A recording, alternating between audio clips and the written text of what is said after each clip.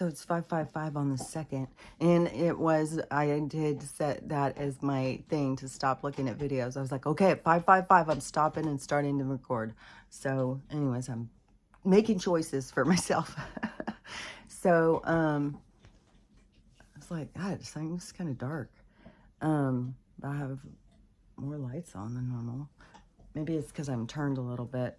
Stella really is choosing to be under my feet when I'm doing this. And that is one thing. Oh my God. Last night, even, because when I woke up for the last time, then I paused the wave sound, and it had been 10 hours. And I was like, fuck, man. Seems like I've been asleep like 2 hours. And we got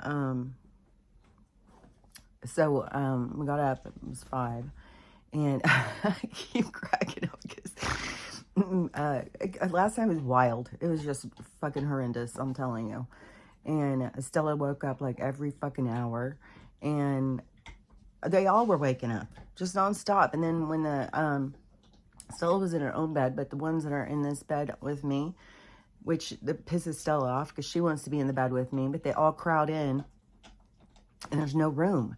Like a queen bed is not room for 4 dogs and a person. And so, I think they need the bed and I need a different bed. I need a bunk bed or something. But then they'd all just sit there howling at me all night, I'm sure. Oh, I gotta touch you. And so last night, because I was going in and out, so I wasn't like fully awake at any point. But I was getting woke up all the time. And there was a couple things I'm going to talk about with it. Because every time, then they have to press up on me. They get closer and closer and closer until I'm falling off the bed. And they just got to be touching me. I was like, what? They just have got to be on me all day, all night. They're like, plug in. They're stealing my energy. No wonder I'm drained. The life is sucked out of me. And I'm so drained.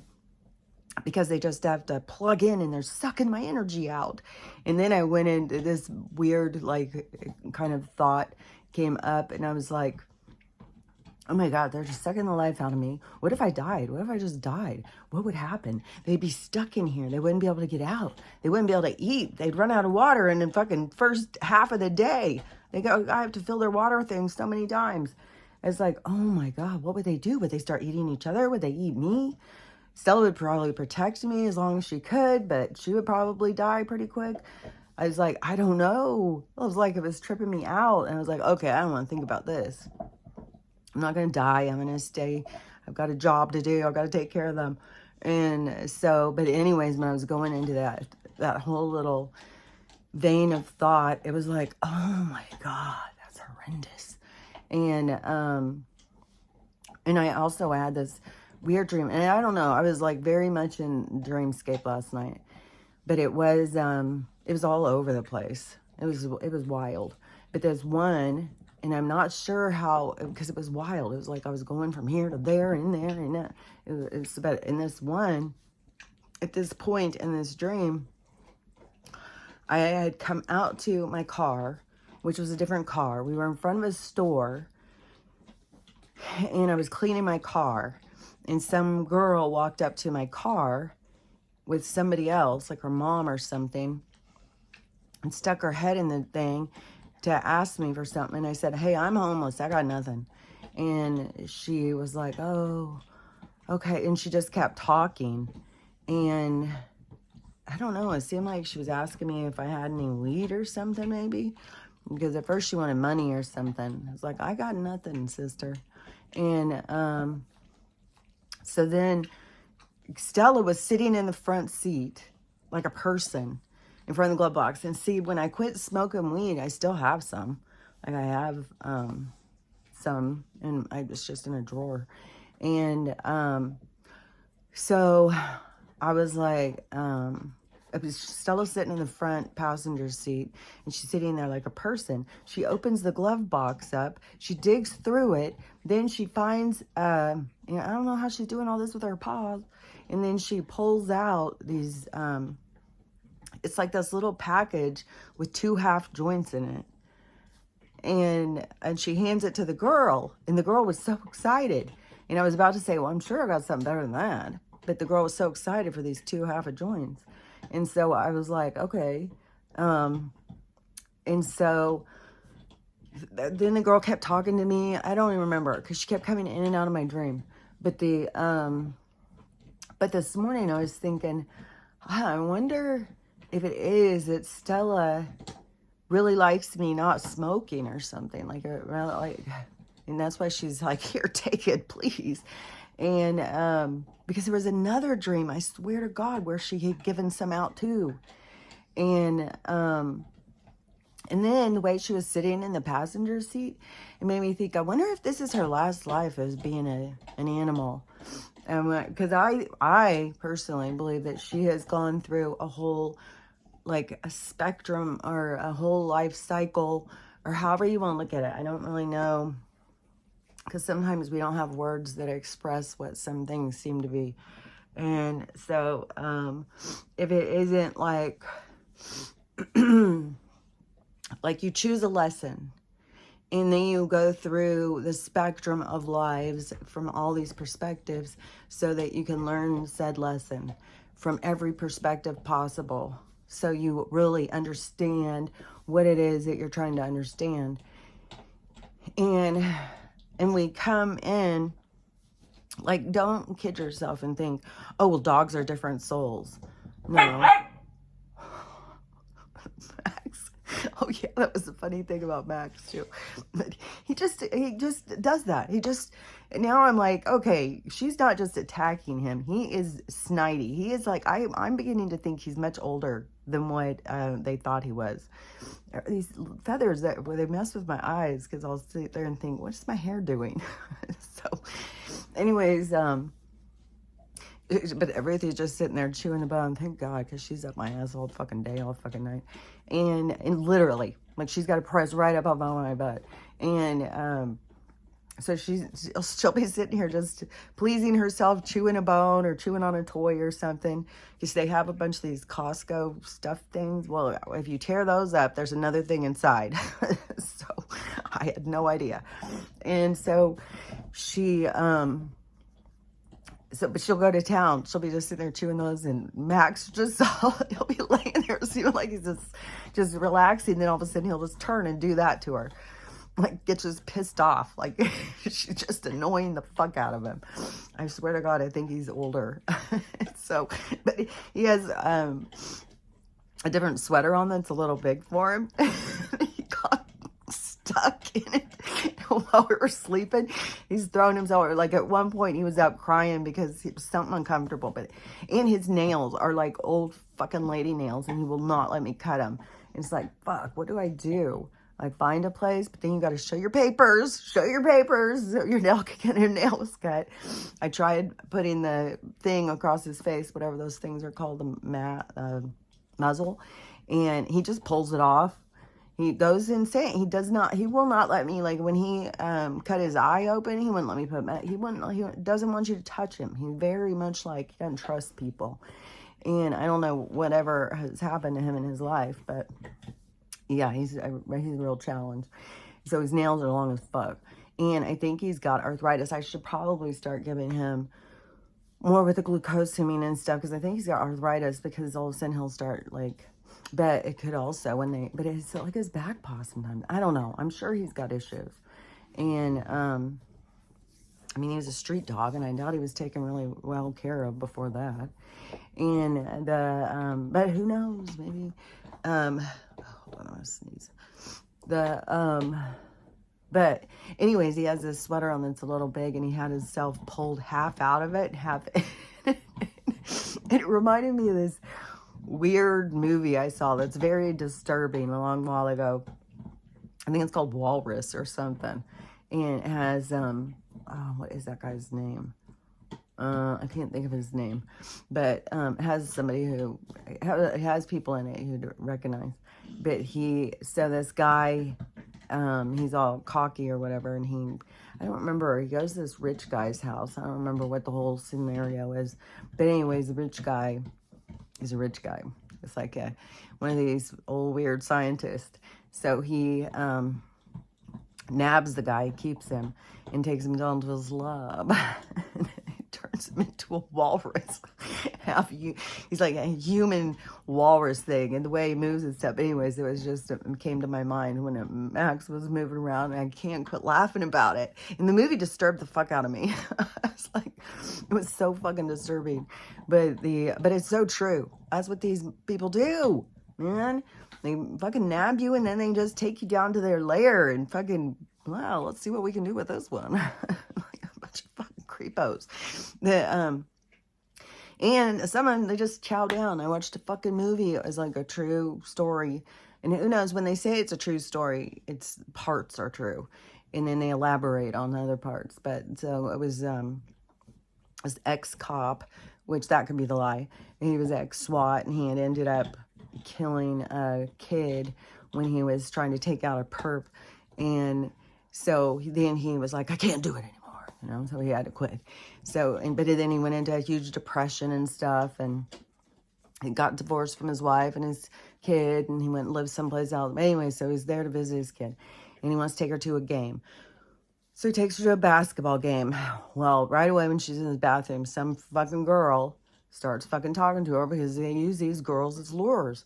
And so, and this girl, she doesn't fucking know. She's just an innocent, sweet 18-year-old girl who does well in school. And she's very dark complected, if you get my drift.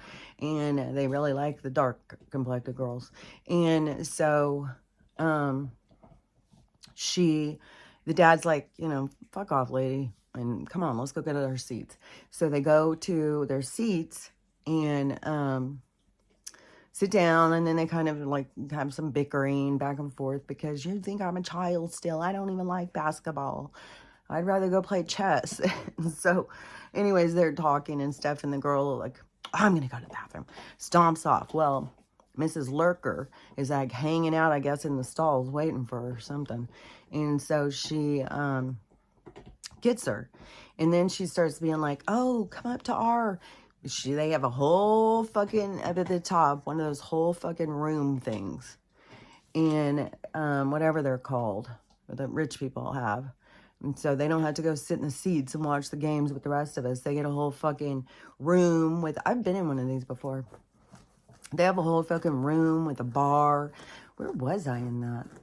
I don't remember what place I was to go be in one of those. But anyways, it was a whole room. It had a bar and seats, and they all sit up there partying while they watch these games or whatever.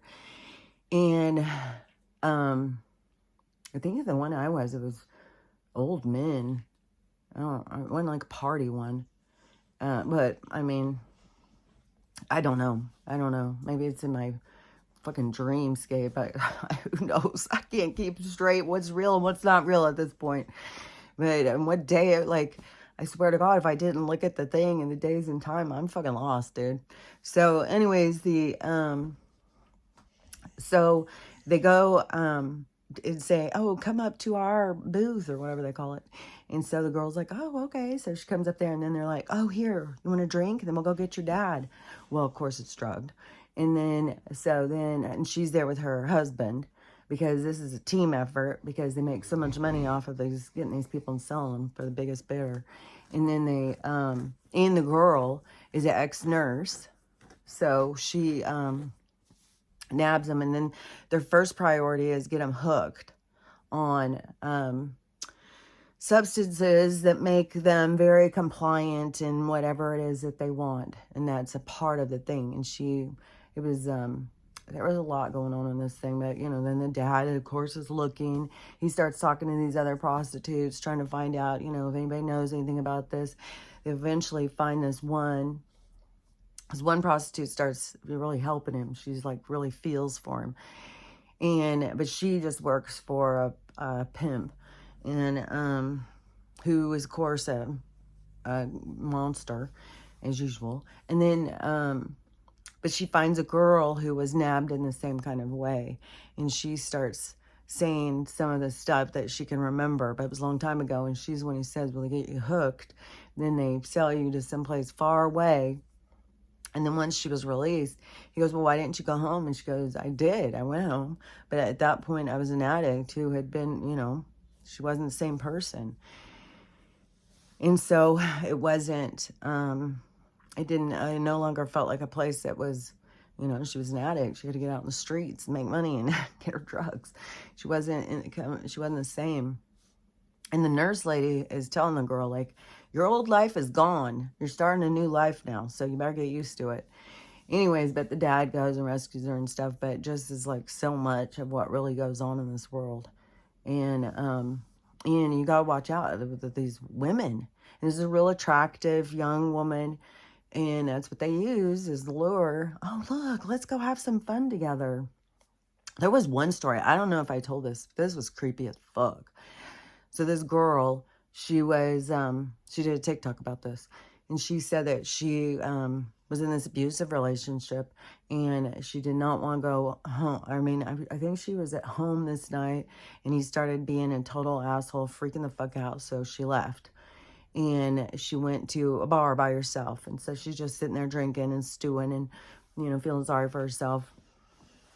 And this other girl comes and sits down next to her, who's also by herself, and she's like, becomes her best friend suddenly, and they start drinking together. So they're drinking, having a great time, chatting it up and stuff. And then the girl says, oh, well, I have a party to go to when the bar's about to close. You want to go to this party with me? And the girl's like, hell yeah, I don't want to go home. And I think her husband was probably blowing up her phone through all this or whatever. And so she's just like, I don't want to go home. So yeah, let's go to this party. And she goes, okay, it's at my friend Josh's house or something. And so she says, come on, ride with me. So start driving and driving and driving. And then they're driving way out in the middle of nowhere. Start driving into these streets that are like going into the forest. And the girl's like, where is this party? And she's like, we're almost there. So then she stops in the middle of this field and she says, okay, get out. And the girl's like, what? I'm not getting out. Where the fuck? It's dark out there. Where the hell are we? And she's like, get out of the car. And she's like, I'm not getting out of the car. And she thinks this girl's fucking with her. And then the girl gets out. What did it do? Because the girl has a weapon. And then she starts telling her, you better get out. And I don't remember if she forces her out or whatever. So the girl is out. And then she says, you better run. You got a minute ahead or something like that. And the girl is like, what? And whatever she does, she lets her know she's serious. She better fucking go. And so the girl takes off running through the dark, through the woods, and she can't see anything. It's creepy as fuck. She has no idea where she's at. And so she's just running. And she said behind her, she can hear now there's two people. And they're talking. And she can hear a guy's voice. So she knows that there's a guy and this girl chasing her. And they have weapons. So she's running and going. And she is like totally panicking. And then she comes to like this creek bed. And she said at this creek bed, there was this big log and it was hollowed out. And she said she just dived into it. She said she didn't even think about like what could be inside of it, spiders or whatever. She just dove in and she crawled up into a ball and she just laid there and didn't make a peep. So they come running down and she hears them going up and down the shore, talking, looking for her. And she's just like freaked. She doesn't know, if they can, what they can see, if they're going to find her. She has no idea what's going to happen. And so she's just sitting there freaking and freaking. And finally, they can't find her on there and they think that she's crossed the water or something. And so it gets quiet. And she lays there and it's quiet for a really long time. And so she falls asleep. And then all of a sudden it's light outside and it wakes her up. So she comes creeping out of the log, looking around, and she doesn't see anything. So she takes off running and listens, and she can hear cars. She can hear traffic. So she starts running towards the traffic and finds a road. And then she, I think she stopped somebody and got picked up or whatever. But it's like, what the fuck? Like, and those weren't even elite people. Those were just like, man. I just feel like there's so many people who go missing that do just this kind of thing. And This was kind of creepy too. I've seen a bunch of movies that were just like, fuck, that's creepy. Because this one, it also said a true story, but I don't know if it is. But this guy who worked for the IRS, and so he started following certain kind of cases or something, but so there would be like a young girl, like a trophy wife, who would be together with a rich guy. And then the rich guy was going to divorce her.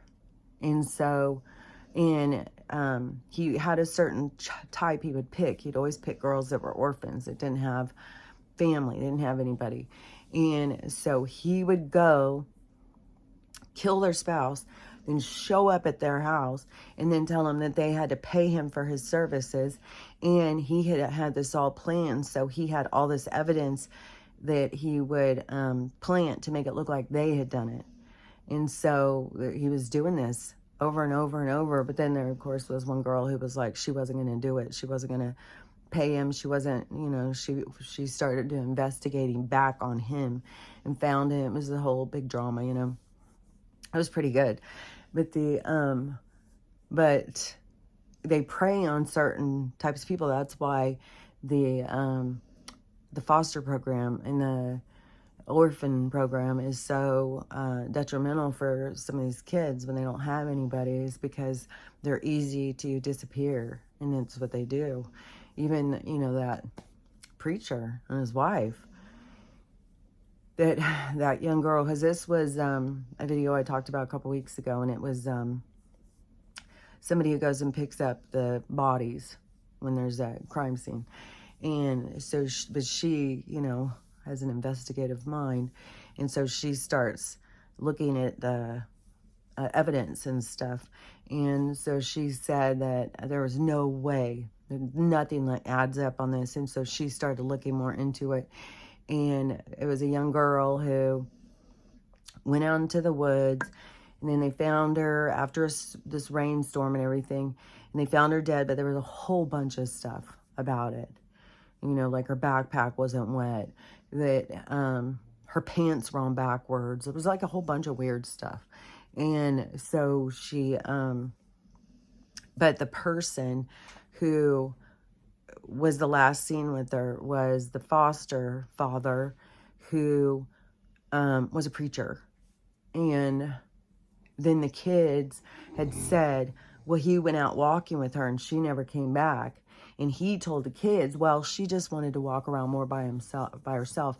But then her counselor was trying to turn them in. Her counselor at school was trying to turn them in, saying that the uncle and the father were doing things to this girl. And she was trying to get away from them. And she was going to turn 18 like in 2 weeks or something. So, see, that's, again, not some elite. It's just people who... And it goes deeper, too, because it goes more into soul contracts and stuff like that. So you have deeper connections with these kinds of things that play out in your life. So, but anyways, it just is more of the people who, like, it's not just like we need to fear these ultra rich people. It is, I mean, they're all around us. They buy into that energy. They become a part of the system, and then they play their part. But that's really what it is too, is they're playing a part. But Amy had just sent me this video too. I've said this, I don't know. It seems like I've been saying that for a while, ever since I started talking about the Soylent Green stuff, and that they, things are not as they seem. And even that gravedigger, I talked about him, I think it was a few months ago, and he said, that, I'm pretty sure he had said that they are burying empty caskets. And, but anyway, so this is somebody who had ashes, and then they took the ashes, that just all of a sudden gave me a kick in the stomach, because I have ashes. I have a speck of my dad's and a speck of my grandma's. My grandma's is in a music box with her picture, and my dad's is in this little necklace. But Lucy's, I have a whole big thing of hers. And I mean, I have her whole set of ashes, supposedly. But they also eat dogs, so. And she was a big one. Man, this place is just creepy. So, anyways, they got their ashes and got them taken to get them inspected or whatever. And it seems like maybe there's like a group. I don't know what, because I didn't go and look up more of the videos or whatever, but there's nothing that came back, no human DNA at all. And the guy who was doing the video said that they were going to do more testing and find out exactly what kind of ashes they are, but yeah, there's nothing human in these ashes. Yeah, because why are they going to, when they can make money off selling it to, you know, meat factories and hair and like parting them out, why are they going to, you know, they're not going to give up on that kind of money. They don't have that kind of integrity. That's why I said the lure of what's on the table, the jewels and stuff. And some people are like, well, do whatever they want to get a little piece of that action. That's why that stuff can't be a priority to you, because they can use it against you. And it doesn't really have any significance to your soul. So, and what you have to do for it or to get it takes from your soul. And so, I think you can find, well, I would say you could find a poor person who probably has more integrity than some, but then they also do a huge thing because of what people won't do for money is to try and create criminals, like get them hungry enough, and then, you know, they'll steal a loaf of bread or whatever. But the hold on, I was just seeing something. That person, the bread, the people that, what they'll do, integrity. Man, it came in like a flash. So the poor, they take the poor. Oh, because there was the lady who was doing that social test on the formula situation. So more people picked up on that. So, you know, the church was a big fail. They don't give a shit. And so many people, that's really, you know, created a whole new entryway to new conversations and stuff. So now people are just like, isn't that weird how the church wants you to give money for them to make their church better, but they don't give anything to anybody? And they tell you when you've got hardships, well, pray about it. Well, why the hell aren't they praying about it? Why they need us to support them? And especially when you start getting up to these mega churches, it is really obscene, man. I mean, if one thing, if their whole neighborhood was cleaned up and that they had no homeless, no hungry, or anything in their community, but it's not like that. Even somebody was doing a video talking about that. Oh, so you're going to go get on a plane to go over to Mexico to build up some huts for people, and their church is going to put all this money into that. But the whole way there, you're going to walk past the homeless, you're going to walk past the hungry in order to go do that in your own neighborhood. And it's obscene and it's absurd. And it's like, when do we stop trying to be do-gooders and really start doing good? And so so, you know, there's lots of people, you know, noticing all of those kinds of things. But there was people now who have gone and asked like a group of bikers or a group of homeless guys, you know, and they've said, hey, this girl over there, she doesn't have any formula and her baby's crying and she doesn't have any money. And they all start pulling out their money and it's like, here, take it. And it's just like, they know, it's like, I don't know, you know, it's really a personal thing. You can't just say, oh, every homeless person, because homeless people will also steal from each other. They will also, you know, it's very dangerous for some women to be homeless because they will be assaulted and stuff. So It's not just one set thing. It's not like you can just be like, oh, well, these guys, well, all the homeless guys then are good guys. It's like, you know, being a good guy is a personal experience. It's your own personality. It's your own persona. And it's your own choice. And that is where, you know, you've got to prioritize what's more important. And when you connect to your soul, then you know, like, making your soul feel good is more important than, you know, a table full of jewels. And what you'll do for them isn't so much going to feed your soul. You're going to have to do something that's going to chip away at your soul more than likely. And there's more going on. There's a lot going on about this situation that's supposed to go down today in in the Iraq and the dinar. So somebody was saying, so right now there's like the Treasury, the IRS, like all these officials are over there in this place that's about to have this big situation go down. And I guess like a reevaluation of the dinar or something. And people are like, oh, I don't even know how much it's going to go to. But this is the thing, is back in 2020, Charlie said this was like, when this goes down with the dinar, that's like when we're at the thing. That's when we're about to flip. And I hope. Everything has gone so slow. It's like, well, how slow is this flip going to be?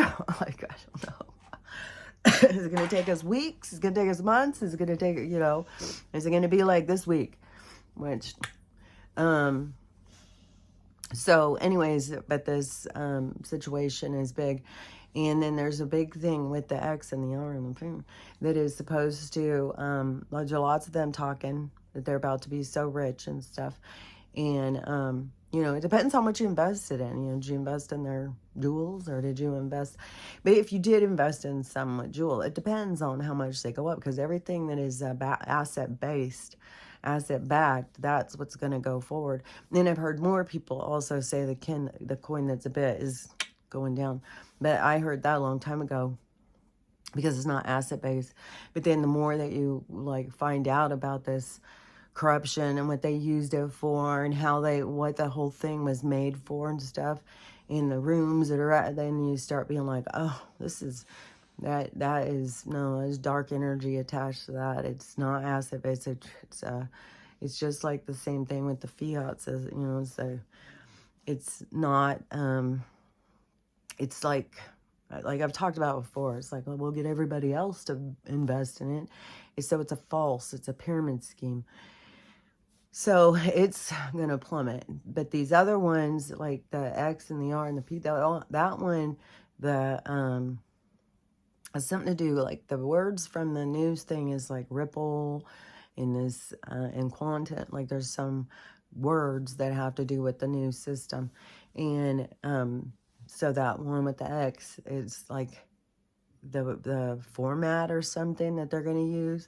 I'm not really sure, but it has to be asset-based. But they're putting the asset to base it.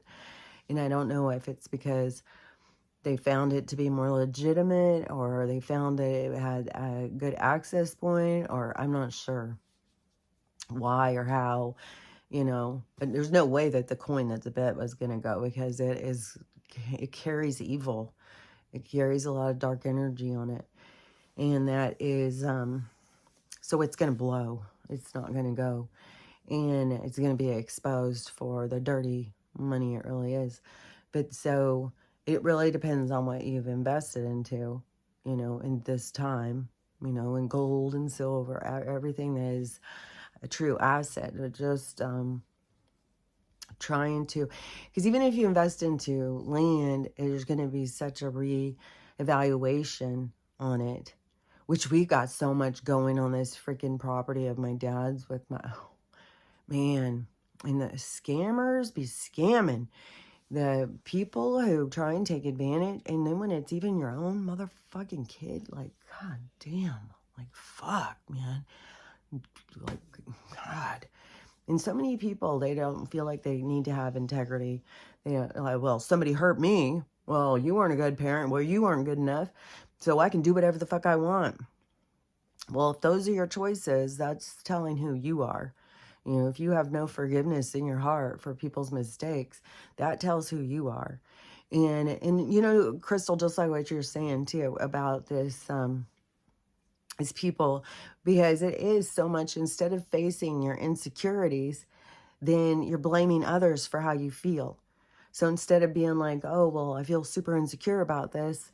Why do I feel insecure? Instead of being myself, you want to blame it on these other people for making you feel the way you feel. And it doesn't do you any good. It doesn't help you whatsoever. And which is a giant wave. And somehow I was on that wave yesterday on my FYP.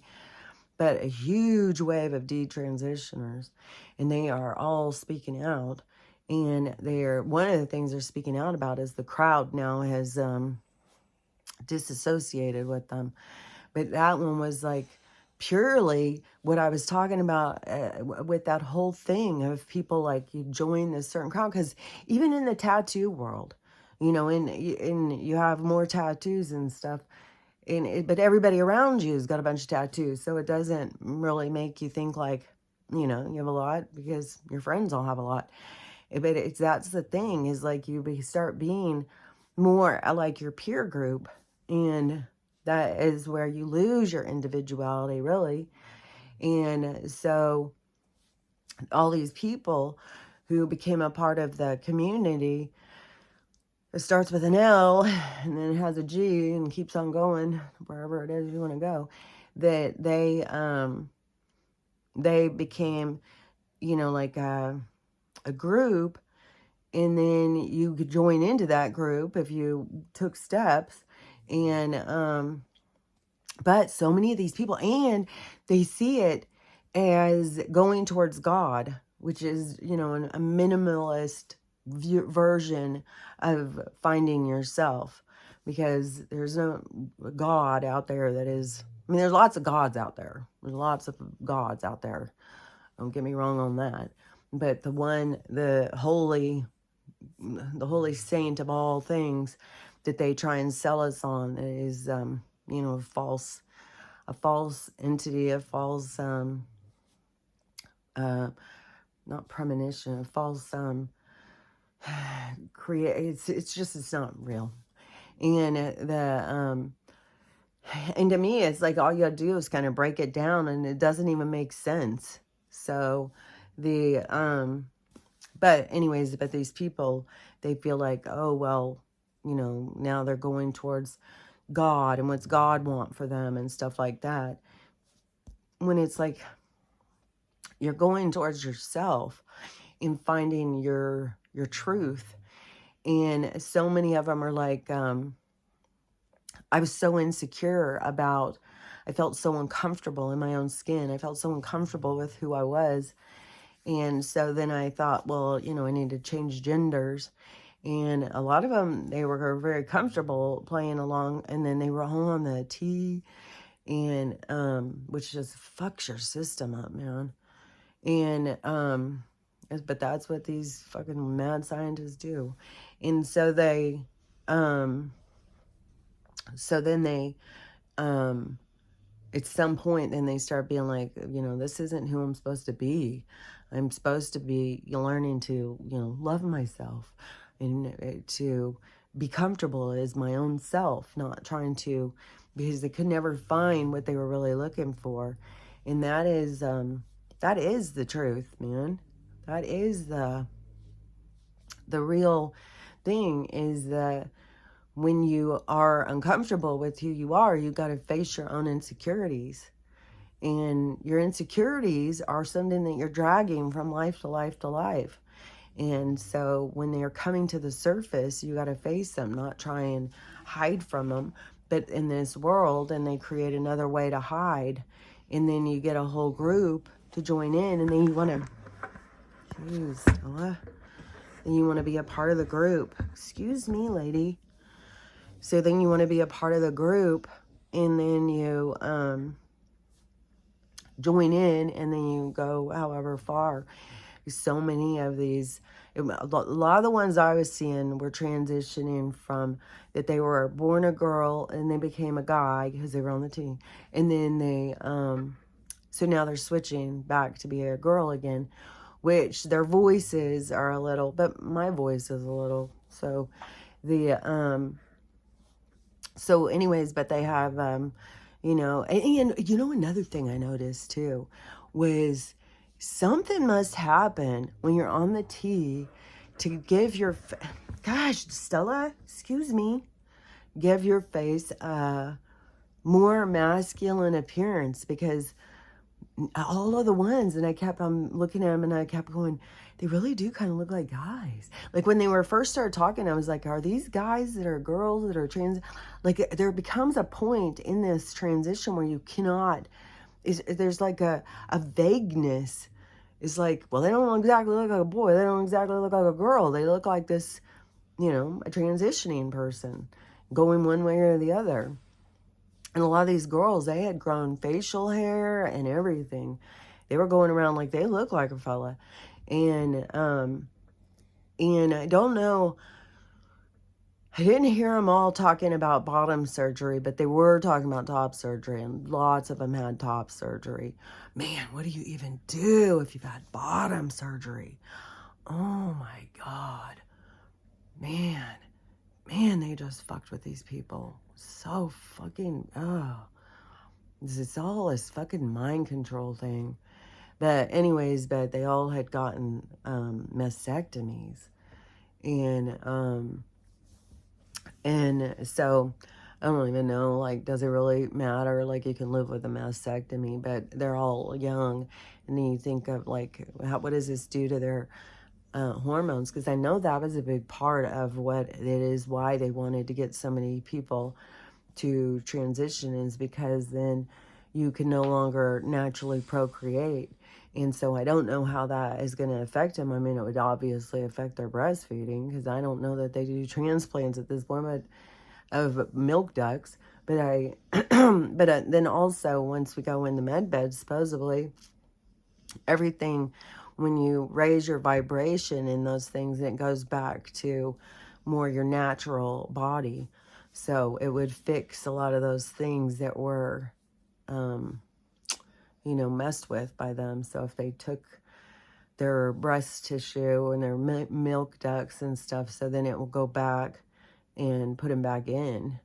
But anyways, but before we get to those, like, I'm hoping that we get to them. But then also when I was thinking about if Stella was like, because I never finished talking about that. Because, so I was thinking, like, if Stella, if this was her life now, like the ending of a cycle, and that she was going to come in as a human at the next one, or, I guess if you were coming into this, I don't know the different, like, categories or whatever, but I definitely could see that she had been, like, large animals and predators and stuff. And I think that's what a lot of her lessons are now, of why she has, like, all these, like, arthritis and all these kind of pains and stuff like that, is because she had created pain in animals and stuff. So I think that that is a part of her learning in the perspectives of, like, what it is, what you put out comes back to you. And so, and I was saying, dogs aren't just like different souls in us. We're all like souls inside. We're all orbs inside.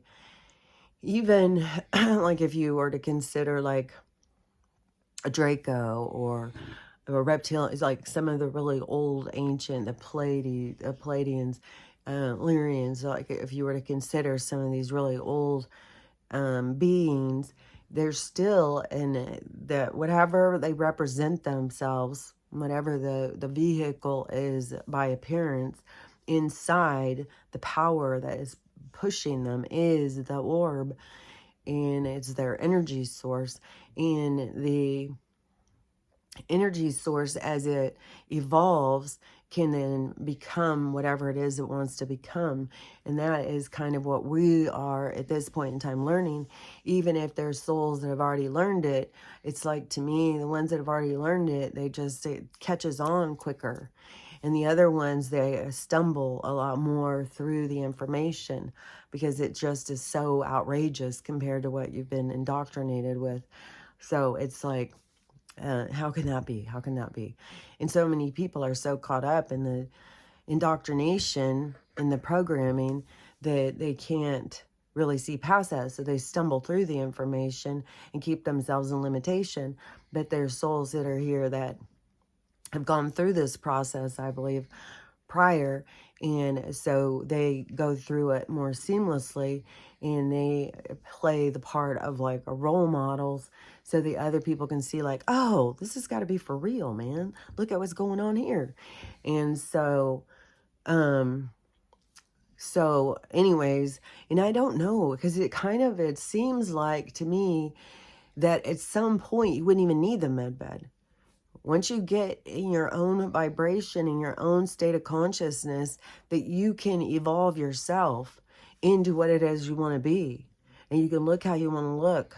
And so, and that's basically like what these higher evolved souls can do. So they're all the same soul inside. We're all sparks of light. We're all an orb. We're all this energetic source of this energy source that goes and powers. It's like the battery pack inside the vehicle, and everybody has one. That's what you truly are. You aren't the vehicle, you're the energy inside the vehicle. And so all of those beings, and so dogs and everything, you know, I was, like I said, if all of a sudden everything went out, like the whole shenanigan went off, the whole hologram, everything went off, and what we would see is like it would look like space, and it would look like stars, and it would look like just balls of light everywhere, just shimmering. And some would be duller, and those ones are the ones that are more lost. They don't know their own divinity. They don't love themselves enough. They don't believe in themselves, which is, you know, sad. When you think about it, it's really sad that there's people who are lost in this game. And then, but when the lights were to go out, if that, I mean, that could be what occurs. I mean, there's all this talk of this weird shit the sun's doing, and then they're supposedly blocking it and putting up these false ones. And I don't know if it's so that they can try and make a false light, like if the sun is going to go out, like, I don't know. Who knows? I mean, this world, anything can happen. We're not in a flesh and blood palace. You know, we are in this supernatural world. We're in a dream, just the same as like when you go through a dream and then all of a sudden you're in your car, and then you're here, and then you're there, and then you're all over the place. And you're in a car that doesn't even look like your car, but you know it's your car. Like, there's just all this stuff that is, and that's what, you know, this world really is. And so if all of a sudden the lights went out and we were just surrounded by all these different orbs of light, then we would see, you know, hey, we're all the same. Look at this. We're sitting here worrying about like, well, you're taller than me. Well, you're fatter than me. Well, you're skinny. All of this stupid shit. And, but really it is, we're all the same inside, and there's not anything that what gives us our differences is how we look at things. It's our perspectives. It is our essence. It is our how bright we shine. So it's the vibration of your orb. It's the vibrancy. And so that is what, you know, as a soul you're working on, is your vibrancy, your vibration. And that is where you go through life after life after life and learn lessons and stuff like that. So anyways, what it was making me think about is Stella has completed that cycle through those perspectives, and she's moving into new perspective realm, just like so many of us are moving into new perspectives. Our animals and everyone are all here. And Archie so much. Oh my God. And they all do. They all have this essence about them where I'm like, are these people? Well, they seem more like people than dogs. And but this could be where they are taking the next step into completing a cycle, or they could be that that was, you know, that they are human a lot of times and they just wanted to come in as a dog cycle. They wanted to come in and be a part of, you know, because we are connected. Even people think, oh, it's just a dog or something. No, it's a soul you're connected to. And because it's anything that comes into your orbit in your transits, that is a connection. You have connections with all of these beings, these souls, no matter how small their time is with you. You're connected to them all. And that's why you got to kind of look at life deeper and see the relevance of the connection, so that you can get everything from it that you're meant to get from it. So anyways, that just made me think, if she did leave me, which I'm always hoping, we're going to get to these med beds and I'm going to save her and she's going to let us stay with me as my best friend for, however long. And, but then all of a sudden I was like, well, if she were to leave me and she was going to go to, because she wanted to move up and become, a person now and experience new experiences, then how could I want to hold her back from that? And then I was thinking, we would come back across each other again. And then I was even thinking, wow, because when we go to the med beds, and 60 isn't old, and, because we're going to live up into our hundreds. We could end up living into our thousands, and because there is no time. It's just you got to live and do whatever you want for as long as you get to want to do it. Just like in the heavens. And that, then I was thinking, well, and once we go through this med bed or our own conscious state of bringing ourselves back to our purity, like our health and stuff, that, and you grow your parts back, then I was thinking, well, I could have a baby. Even when I was like 70, I could have a baby. That wouldn't be anything, because age doesn't have any relevance. And I could have her. She could come back to me as my child. I was like, oh, that would be fantastic. So anyways, we just don't know, all of our interactions, all of our training. We just don't know everything, and that, so, but it gave me the idea of like, okay, well, it was like, I've got to, if she were to leave me, I've got to just let go. I've got to let go and know, that she'll always come back to me. And that's the hard part about loss, is that really realizing like they always come back to you. Everybody comes back to you. Nobody really leaves you. It's just that character, that it becomes a completion in the storyline, and that character goes, and then, but they don't really go far. That's the thing, that they stick around you. And so I'm having a whole bunch of things rushing into my mind about that, because I was even watching this movie. I was watching two of these ones. It was weird because I wasn't starting the movies. I was just letting them go, just letting the next one start by itself. And the one of them was this woman. What is her name? Her and Naomi Watts look alike, but I think this one is from that dance, dancing on the bar. Those girls that danced on the bar in that movie. It got so popular. I can't think of her name, but so she was in this one, and it was in Ireland, I think.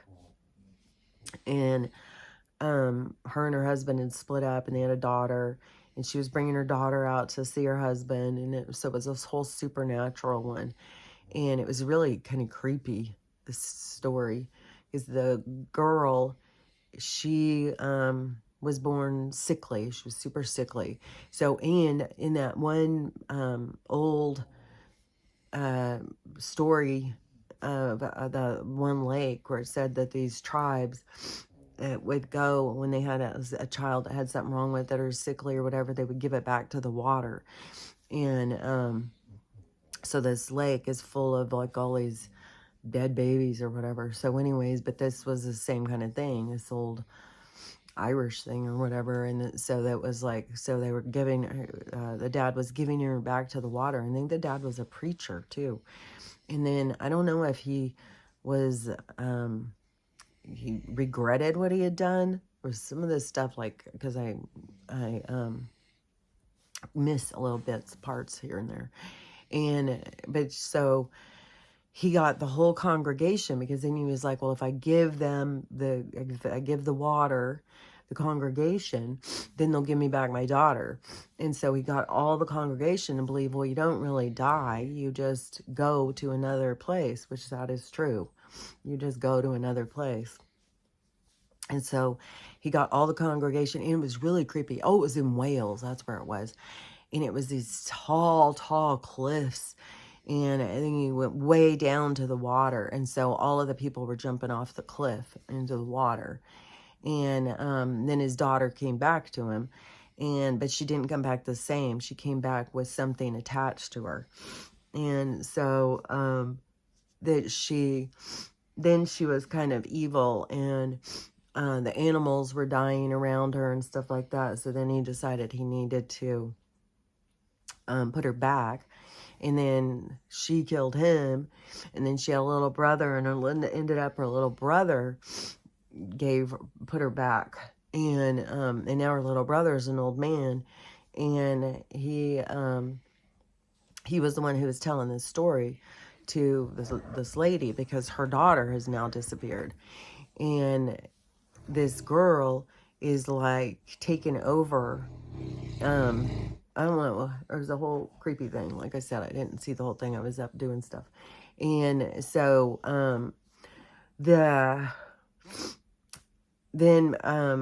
so once she learned this, and she was like, she's going to give this girl back to the water. And then her husband came to try and rescue the little girl, and so she jumped in with her. And there was this whole creep-ass scene, a whole creep-ass part. I don't know when there's the scene. It was like fucking 15 minutes or something of her being in this other reality, this other realm, down under the water.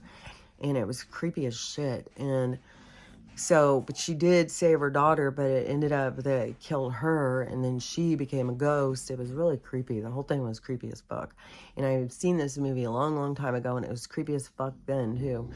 And so when I started watching, I was like, man, I just know this movie's creepy, but I don't remember what happens. But, it was creepy as fuck.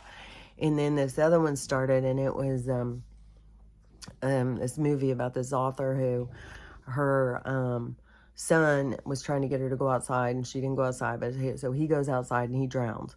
And so she's devastated, and but this the little kid keeps staying with her. So a psychic tells her, the little kid's with her all the time. He's always standing with her and stuff like that. And then towards the end of the movie, she starts telling her, he's there to protect you. Something's going to happen. And then this whole thing happens and stuff. But there was a bunch of supernatural stuff in this one too. But anyways, it is true, though, that people, they don't leave you. They do stick around. And it is true, too, about going into these other realms. And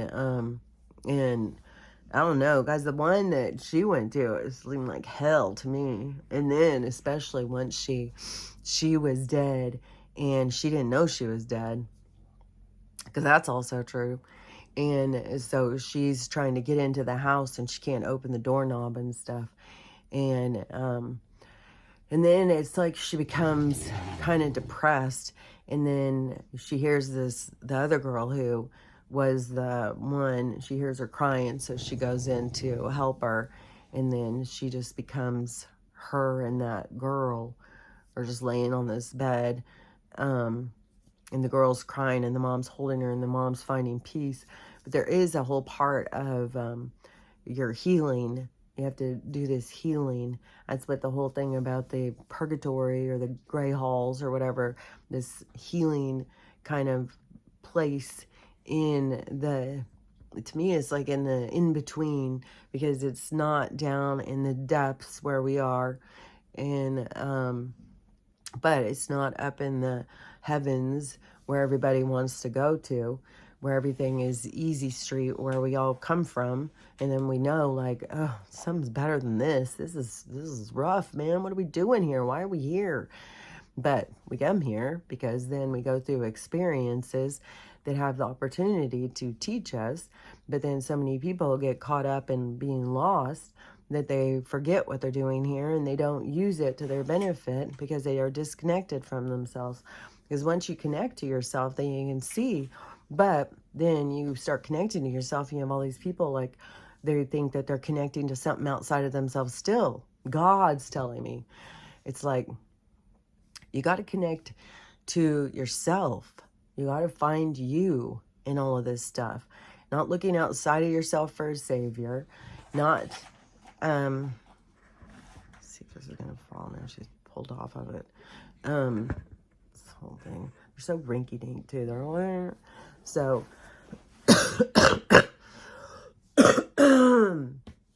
so anyways, but you have to pull into yourself, not pull into, it's like the journey is like a search. It is like a, what is that called? It was a game. It was really a fun game too, where you had to go out and find these certain things. But it's, it was called something. I keep having these words. I know it started with an S, but I have like shenanigans. Not shenanigans.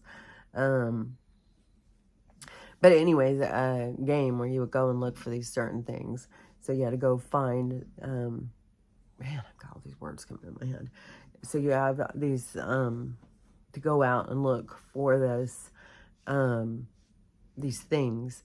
But that is really what life is really about, is your journey to yourself, the tools that it is that you need to complete yourself, to find yourself, to put yourself back together, really. Because you become broken in these darker, heavier vibrational pulls, pull at you and tear you apart and tear you down, and they pull you away from who you are. And I think maybe there is some beings or some souls that find themselves so torn and so lost that they can't pull themselves back out. They get like sucked into the dark, into the darkness, and they can't bring themselves back out. I guess, you know, eventually that you could, but you can't. Like, people can go in deeper and deeper and deeper. Like, there are some souls that have done some really deep, dark things here. And but, you know, I mean, when you go through a bunch of different lives, then you do dark things in different lives, in different lifetimes. And so you are, but then you don't really know, like, what is time? How long did it take me? How many times have I done this? How many times have I pulled myself free, built myself back up, and then jumped back in? You know, you don't really know, but that seems to be the cycle of it, though. Is go in and build yourself, like find yourself, build yourself back up, and cleanse yourself, pull yourself back out, and then jump back in. Kind of like a kid who, you know, just gets out of the pool and jumps back in, gets out of the pool, jumps back in. It's like, it's kind of like that is the repetitive source of nature, and that is what we do over and over. So that's why it seems kind of absurd when people say, well, I'm never going to reincarnate again. It's like, well, I don't know what you're going to do then. Because I don't know what you're, you know, because all these people are like, oh, well, you've completed the cycle. You don't ever have to do it again. It's like, well, that's a long time of being alive and a lot of exciting experiences out there that you're going to skip over and bypass at some point. Then it's almost like the universe keeps moving and leaves you behind. It's like you stay stagnant when you no longer grow, when you're no longer moving with the universe. And the universe, it's like it's the dependency on the growth is the movement of the universe. It's like what your brain does to think. Like and then it's kind of in the micro macro where it is that they try and create the stagnation in the mind where there's no longer developing, and it just becomes stagnant and becomes controlled. And people find themselves so lost but and then it starts developing like dementia or whatever, all this stuff. But the thing is you want to keep your mind developing, you want to keep yourself experiencing, you want to keep yourself thinking and creating thought, creating concepts, creating ideas, because that is the movement of a healthy brain, is to keep in the movement, the spiral of learning. And that is what the universe also, in the higher mind, is the same. And we are the sparks of life, we are the sparks of thought, we are the synapse of energetic experience. And so we are the players of all experiences, and that is where we keep the universe growing and going through our jumping back in and experiencing over and over and over. And even though, you know, we can get lost, there is no real loss, because everything is experience, and the universe wants all experiences. So it's dependent on all experiences. It's like, you know, kind of in the micro macro, like if you just have the same thought over and over and over again, you know, it wants all thoughts, it wants all possibilities, it wants everything. And so it is not find judgment or shame on all experiences, because it wants to experience all things. And so it's not, you know, where people think God is judging them and stuff because of what they've done or whatever. But there is no judgment like that. There is no God up there that is like, shame on you. But there is gods out there that will feed off of these energies and pull you in to certain, you know, synapses or whatever, like pull you into their layer of vibration. And that is why you don't want to just be worshiping some entity out there and having it be pulling you into its layer of vibration. And yeah, and some, it seems like, is the growth of a tumor or something, which is kind of like what this place had become, is diseased. It became too parasitic, too heavy in the negative. It got out of balance. And so that is what the shift is pulling balance back into something that was out of balance. And it's like the cracking of an egg and letting what's inside out.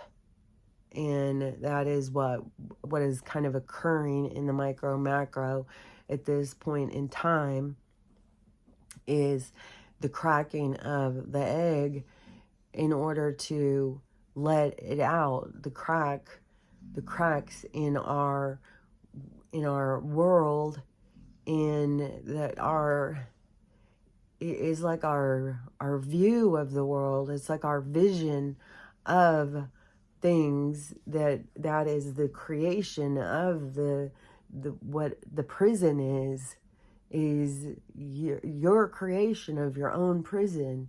And so the cracks that have to occur so that you can begin to set yourself free, and that is when the yolk comes out of the shell. And that is what we have on the micro macro of what is occurring. And and that is, you know, kind of also in the micro macro of what you can do with the egg. You know, there's a lot of different ways you can cook that shit up. And a lot of different ways you can spice it. There's a lot of different things you can do with it. And that is all of us, that we are all the, you know, we are all the makers of what's going to be done with each yolk that comes out. Because it's, each of us is it's like this pecking our way out of the shell, pecking ourselves out of the prison that we have found ourselves in. And that point is where you start seeing how much of it you built your own cage, and why, you know. And so much about why you build your cage is out of insecurities. It's out of wanting acceptance So those aren't bad things. That's why you got to give yourself some mercy, you know, and really realize, like, even if you've done certain things, you were, it has so much to do with your intention, what comes from your heart.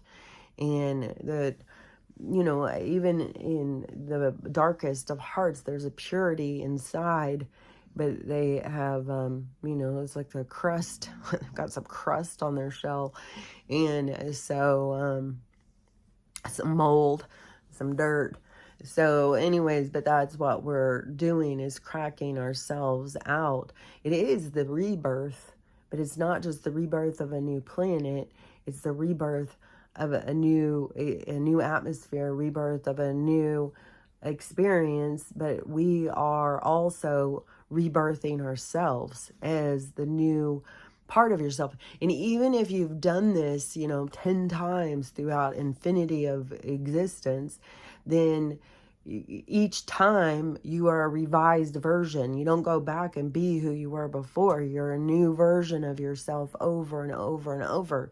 Just as the snake sheds its skin, there's a new snake that comes out each time. It doesn't go back and go and become who it was in the beginning. It is always a new version of themselves. And so each opportunity of revision is a new opportunity for, you know, this new creation of self. And so you're always in a sense of creating yourself to become this version of who you are. And that is what the soul is kind of witnessing in itself, is who they are, so that they can understand.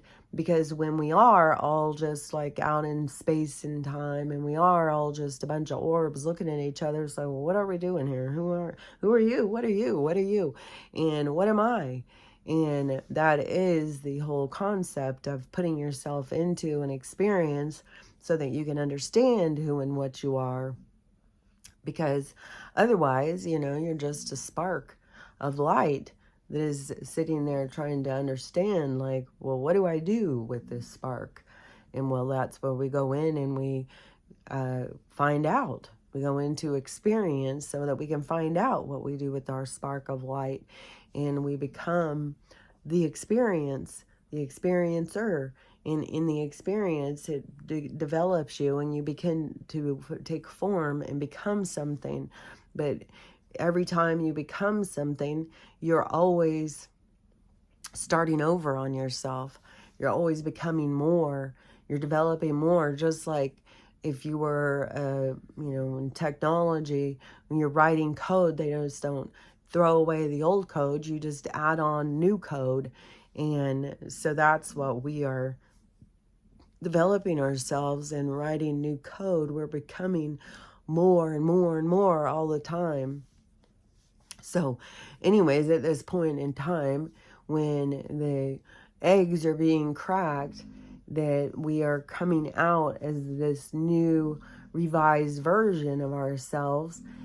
But that is, in the micro macro, the new revised version of yourself is what develops it into a new world of existence, because all of the revision occurs in the micro macro. And so that's why everything starts with you. That's why you have, you don't wait for the world to change. You change, and you change the world, because you begin to create the world that it is you want. And there's something that has just been released too off of these hidden, you know, files from the 3-letter agencies, the one that starts with a C, that has something to do with that whole concept. And so I think it may explain it in a way that is easier to absorb maybe than what I'm saying. I don't know. And I didn't hear the whole thing of what it was saying, because I already have an understanding of this concept. I don't need them to explain it to me. And sometimes when I hear some of these explanations, I'm always thinking, but that is like a limitation. It's not really the full picture. And so, and that doesn't surprise me that 3-letter agencies wouldn't have the full picture, because they are distant from the aspect of where you find the full picture, which is through your spirituality, because you got to connect with your spirit in order to get the full picture, because your spirit is what holds the information. And when they stay disconnected from that and stay trying to understand or absorb information through the three-dimensional concepts, then it has a limitation of what they are able to understand. And so a lot of times when I hear them explaining things, I feel like that they've got, part of the story. They don't have the whole story. You're way better off connecting into your spirit and figuring, asking your spirit, and listening to your spirit and making that your focus, rather than always looking outside of yourself, going to the church, going to the preachers, going to the three-letter agencies, going to the governor, going to all these different beings or people or places to try and understand. And then especially because your understanding will be formatted to where your vibration is. So you will be able to, like, your soul knows how to communicate with you on a level that you could be going outside of. Like if I was like, well, I'm not going to listen to my soul, I'm not going to listen to my information, I'm going to go listen to the three-letter agency, then see, that would create a limitation in my concept, because I can understand beyond what they are saying, what they're teaching, or what they're telling, or what they were trying to hide, basically. So it depends on where your vibration is, what your understanding is, and that's why you're better off going to your soul and trying to understand through your soul. Is that is what, where it is again. He's kind of like he's like, I'm a little bitchy, and he's kind of a little wuss too. Like, it's just so different when because fucking Ruthie, she's getting big, man. When I try and move her, it's like, fuck, man, how much do you weigh now? Fucking 80 pounds, you fat ass. But she's stout, she's big, and Archie, he's not growing. He's staying the same. He's a little munchkin. He's a little peanut. And but he does not fuck around, man. And he will jump up. He'll go on two legs and be like going at her like, fuck off, biting her face and stuff. And nobody's drawing blood, but I did find, oh yeah, it was my brother's dog bit Stella. That's who tore her ear. Yeah, she had a tear in her ear. And because I keep feeling this scab, and so I was looking at it this morning, and I was like, oh, this is a tear. And then she had a bite in her throat. It's like, man, I'm keeping my dogs away from him. And his is a Malinois. And I don't know. I don't know what all their personality is like, but they don't, man, it's like, even with Ruthie, because Ruthie was always trying to play with Xena, and Ruthie will she gets pushed around a lot, especially, like, she'll try and fuck with Stella, and Stella is like, you can see, she becomes like a fucking moose, she becomes like a bull, she becomes like a big, and she will fucking, like, no, you are not gonna fuck with me. And Ruthie doesn't get all, like, pissed off. She'll just keep going back and going back like a playful little puppy. And even when fucking, she will still all day long. I mean, it won't be long after I finish this, I will be fucking yelling, knock it off, stop it, you're going outside. It's like, god damn. And they're all looking at me like, oh, she's starting. So even when Xena turns, rough, Ruthie will take off, but then she'll go back. And so, she'll get scared of Xena. Xena will, like, I don't know, and turn on you real quick. But anyways, I'm keeping Stella away from her, because she did, I couldn't believe it when I came in here with blood everywhere. I was like, what the fuck? I had no idea that she had bit her like that. And luckily Stella has got a lot of thickness to her. and she's got thick hair, and she's got thick, she's big. She's a big girl. But anyways, but they were all getting their ass kicked the other day when Xena was here. So I was like, man, I'm just going to keep my, but I don't know.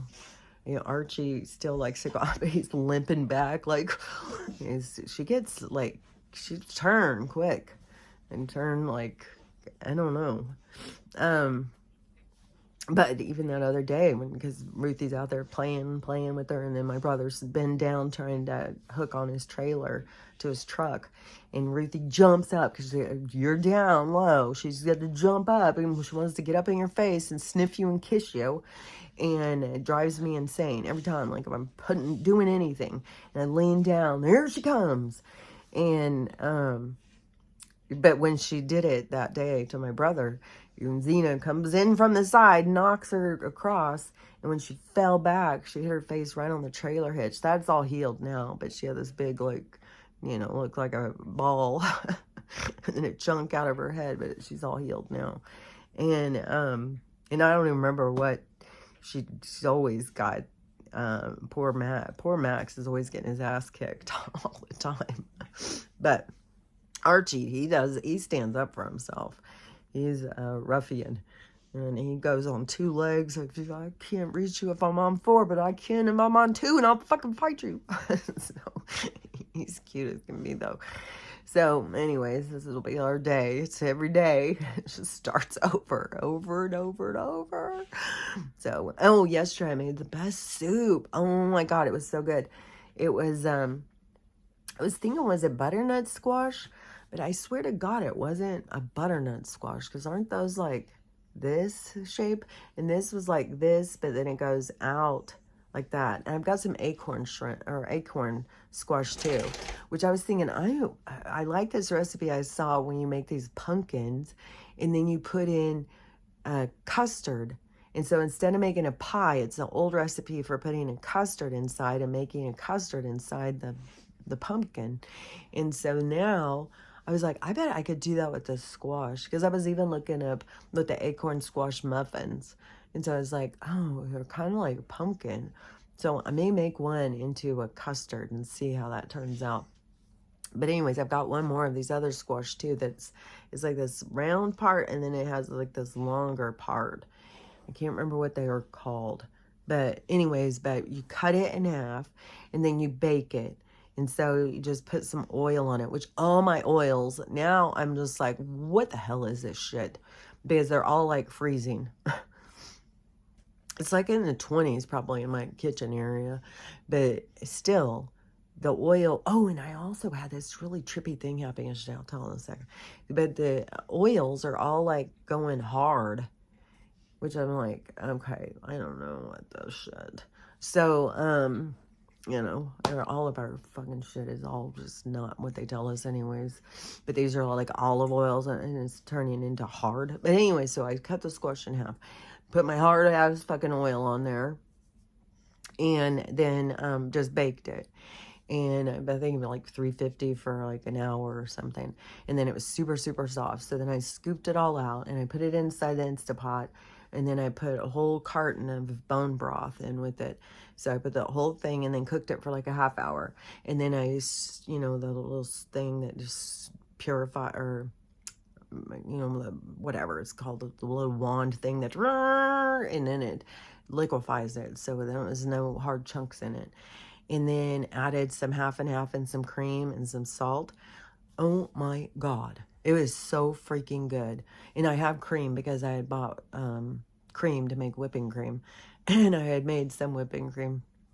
I ate it on my sweet potato pie. But I still have a whole bunch of this cream left.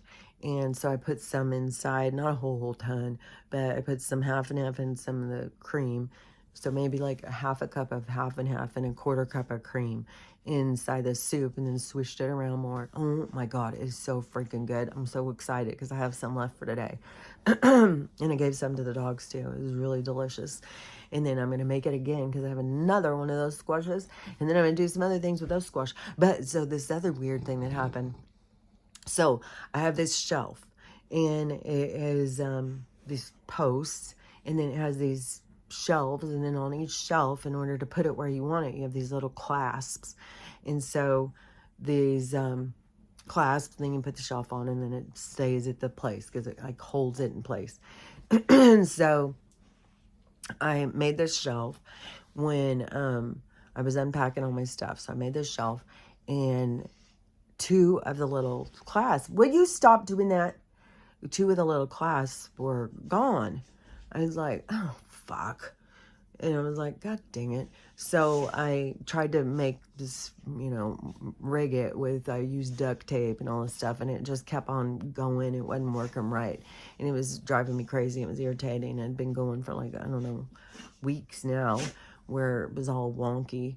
And so I went on, I was like, surely there's got to be like replacement parts. So I went on Amazon, I found a whole thing of replacement parts. So they sell just those little things. So you can buy like 100 of them for $7 or something. So I was like, oh, well, I'll just do that. I'll just buy some. And so I have them in my cart, but it's not payday yet, so I haven't bought anything. Which even on payday, it still is like I'm sending most of my money out for Christmas. So I'm like, well, I'm not going to buy anything yet, but anyways, but that was my plan, is I'm just going to buy these parts and I'll fix it. I just need these two. So yesterday I was feeling quite lazy at watching all these movies and stuff. I was like, God. And I was expecting a package, and I was like, okay, I'm just going to take them all for a walk. I'm not going to put the booties on her because that's a whole ordeal too. And, so I'll just take them all for a walk, and, and it's cold and shitty out. So I was like, okay, I'm just going to take them out for a walk and do something. And, cause just walking up the driveway is pretty far. And so then I, got my winter clothes out though. I have my extra pants, and then my extra pants has a windbreaker pants over them, so waterproof. So it has these fleece pants and then these waterproof pants over it. So I put them on, and I put on my thing, and so I for some reason because it wasn't right when I first put them on, but it was pretty quick, and I felt in my pocket. I was like, I wonder what that is. Why would something be in my pocket? I pull it out. It's two of those things. I was like, what? Are you fucking kidding me right now? I was like, no fucking way. How could this be? And so I went in there, started trying to get the duct tape off, which I was like trying to cut it, pull it. Oh my God. And it's freaking freezing too. And so finally I got the duct tape off, put those things on. It was like, what in the holy hell? That was so insane to me. How were those two in my pocket of my winter pants?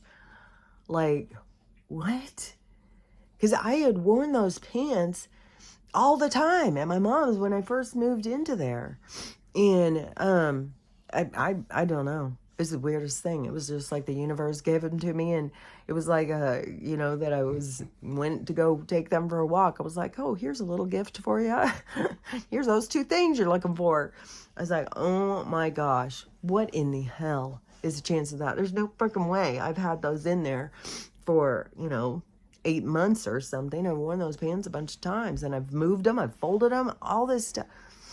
And when I put that shelf together, when I took that shelf apart at my old house back in, January, then I had put all of the little plastic things in a bag, and then I had taken all of the other parts, and I put all the long leg things in, and then put the shelves, so it was like a container, and then I bungee corded it all together. And I had no idea that those two were missing, and how the hell, like, oh my gosh, that was crazy. So yeah, the universe can give you shit just out of the blue. I'm always looking in pockets like, are you gonna give me some money? Like, I could really use $20 right now. But that doesn't always happen, but it does happen at times. But anyways, but it happens when it's supposed to happen. Everything happens when it's supposed to happen. That's the thing. But anyways, that tripped me out. And and also on my hair, even though I was going to just do this on Saturdays, Because on this thing with the staining, so when the iron is in the, like on the sink and in the shower and stuff, it turns it orange. This isn't turning orange. And I keep looking and I keep being like, no, it's definitely getting darker and darker. So I definitely at this point feel like it's definitely absorbing through into my hair, and that this is turning darker. So we'll see as it continues to go, but it definitely doesn't seem to be turning orange. And so and I don't even know that hair would do the same thing as like the sink and stuff. So I don't know, but that's my thoughts on it for now. Is it is getting darker, and I am absorbing this iron through showering with it because I'm not drinking it, and that it is turning it's putting back minerals. That's the whole thing. All of this white is the minerals stripped out of your body, and that's what trips me out. And all these girls like, oh, I've got the beautiful silver hair. It's like, oh, you're a dead man walking.